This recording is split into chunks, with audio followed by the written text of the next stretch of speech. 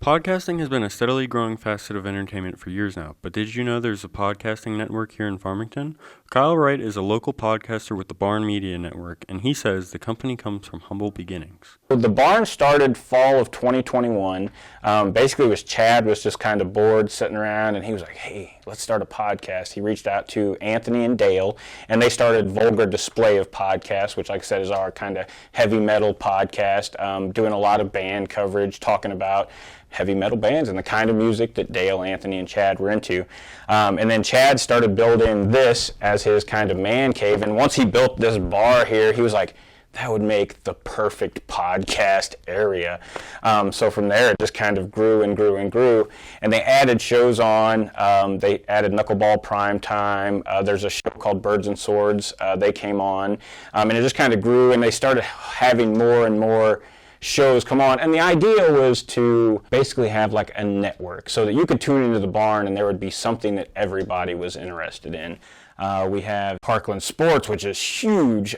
These guys are doing really, really cool stuff, doing like live broadcast of local sporting events and stuff like that. And to me, that's cool because I know as a parent when my kids were in sports, there was times where I couldn't make it in to games and stuff like that. And having that opportunity where I would be able to see that wherever I was at is really cool. And then we have the Parkland podcast, which is Jason Lowry, Mark Toady, and they do all kinds of local event coverage. Parkland Podcast is basically about St. Francis County. We cover news, we cover events, we cover sports. We wish everybody we know a happy birthday, and the ultimate goal with that is we want people to say, hey, I heard about your birthday on the Parkland Podcast. And we do a lot of interviews. We talk to a lot of people.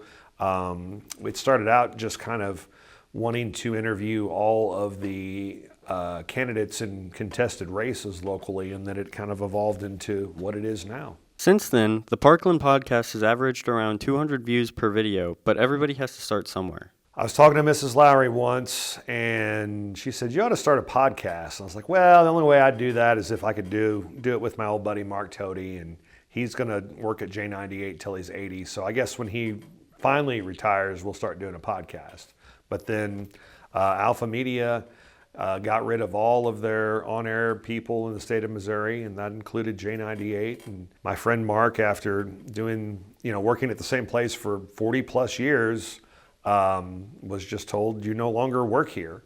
And so when that happened, I asked Mark, I said, hey, I've been thinking about doing a podcast for a while. Would you like to try it? And he goes, yeah, I think I would.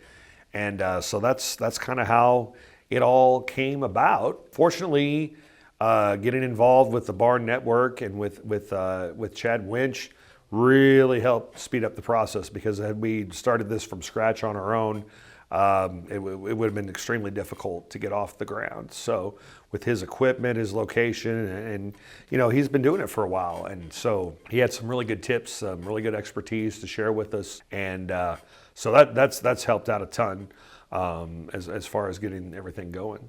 There are up to 8 podcasts uploading weekly content on the Barn YouTube channel. Check out their page along with their Facebook page for more information. This has been Michael Whitaker reporting for BKTV.